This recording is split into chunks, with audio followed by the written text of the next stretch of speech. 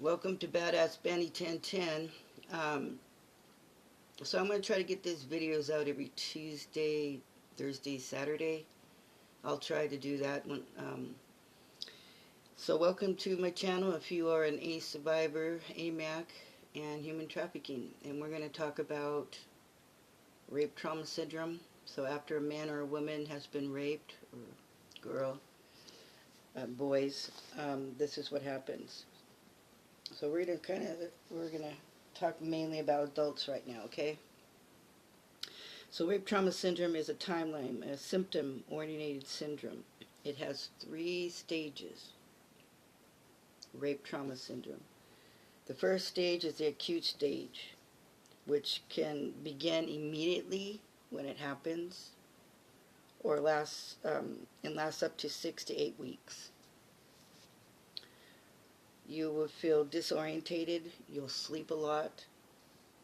There'll be eating disorders. Some people will bulimia, want to vomit. Some people, maybe they had oral copulation, they were orally raped, oral copulation. And, maybe they eat a lot and then they want to vomit it out because it's very deep and psychological, that connection like that. And we'll talk about those things too later on. There's just so much to talk about that I'm just trying to get the information out. Sometimes people will stay up for days and weeks. Maybe they'll do meth or do some kind of drug because they're just so, out of it. Disassociation, that means out of your body. Some people, when they get raped, they'll kind of disassociate from their bodies and maybe put themselves in a wall or into something else other than the body, their physical body. And we'll talk more about that later. Indigestion and bowel problems. You'll see a lot of men like colon cancers. To me, cancers are about secrets. So colon cancer is, I think a lot of survivors have that. Colonitis, a lot of tummy problems, can't hold their bowels, and then also gastroparesis, GERD, those kinds of things, cancer of the esophagus. If you're a survivor, there's a connection between rape trauma syndrome and the body, and the rape trauma can stay in your cells at a cellular level, and healing at a cellular level takes a lot of work. I'm going to turn this light down. I don't know if that's any better, but anyway, this stage usually takes as long as the physical injuries take to heal. So you may have injuries. Some people may have gotten beat up or cut or all kinds of awful, cruel things you can think about, and people survive a rape. It takes a long time for physical injuries to take time. Some people get pregnant. So during the stage, survivors don't want to be around people, or they may want to become lost in a crowd. You may get that kind of a deer in the headlight look, big eyes. You're just like, big eyes like this, and you're just walking around. I could spot it in kids like that. They also experience overwhelming fear, like this overwhelming anxiety that takes you over. It's just horrific. Heightened paranoia, again, like everybody knows, or they're out to get me, or is that guy or that my perpetrator behind me or around me, and even when you go home in your own bed, you just don't feel safe. And suspicious, fear of being physically harmed in any way, heightened startle response, fear of anything associated with the rapist. Sometimes survivors are also angry at everyone except the rapist. Yeah, that one is, that happens.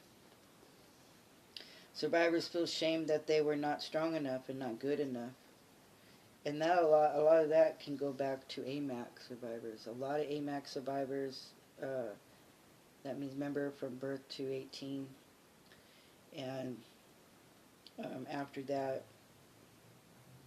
a lot of times, sometimes if we haven't worked on your AMAC issues, you can find someone in your adult life that has rape issues, sexual assault issues as well. Excuse me. Their self-esteem is gone. They feel shock, guilt, and disbelief. Some of the things that impact the acute stage are the level of violence. So it depends on the violence.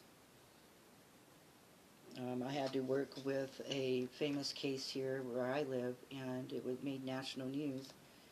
And the person's dead and was also a friend of mine. She went out to the bar and asked this guy, he wanted to smoke a joint with her, and they went out in the van. He took her up to Forest Ranch and he raped her. And the only thing, there was a man in the community that heard her. He thought it was a wild animal that was crying or making a noise. And they found her undressed and brutally beat up. And I mean, this man had put objects up her vagina and hurt her brutally inside and beat her physically. And she didn't, had to help with her eyes.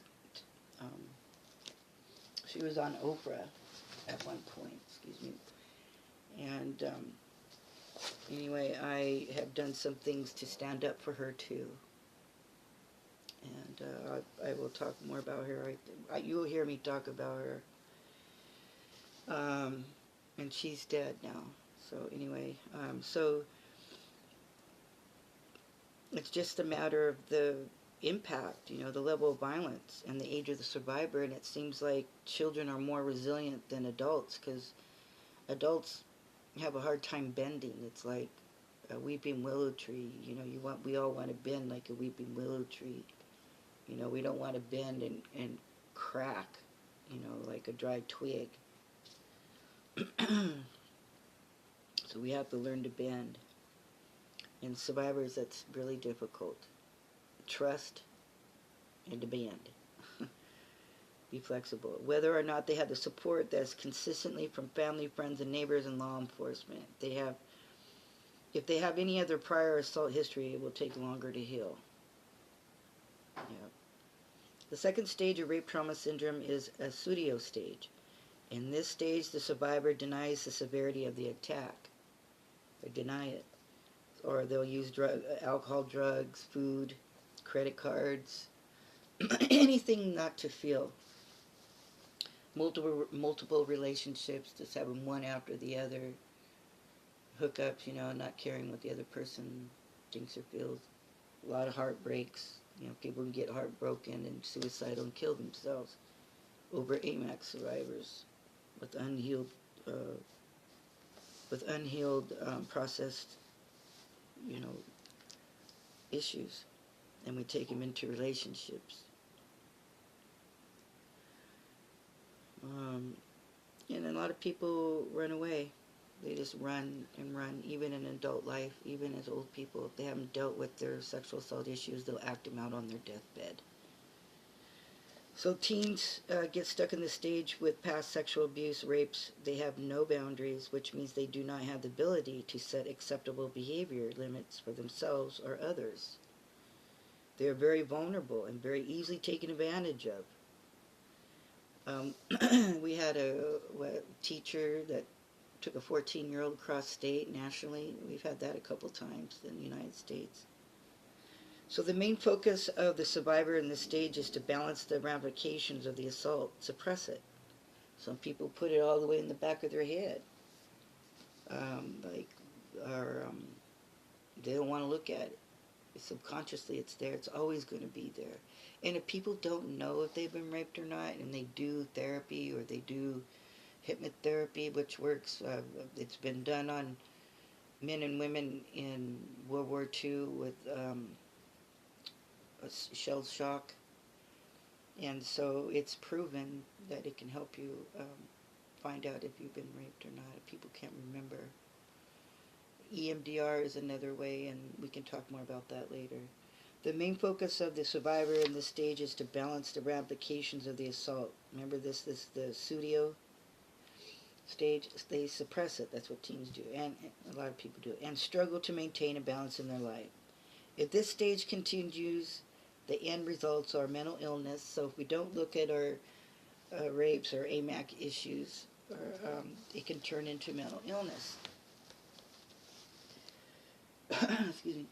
Schizophrenia, loss of jobs, homes, and families. The studio stage lasts the longest. It can last many years, 30, 40, until we get old and people act out on their deathbed. The third stage of rape trauma syndrome is the reconciliation, renormalizing, resolution stage. This is the stage of acknowledgement that the assault happened, acceptance that they need help, acceptance of their part in the rape. Sexual assaults, and I'm going to tell you the acceptance of their part in the rape usually goes back on the rapist. Someone who rapes goes back on the rapist. Always. Sexual assault survivors are never to blame for the sexual assault. Never. And learning to celebrate that they have survived.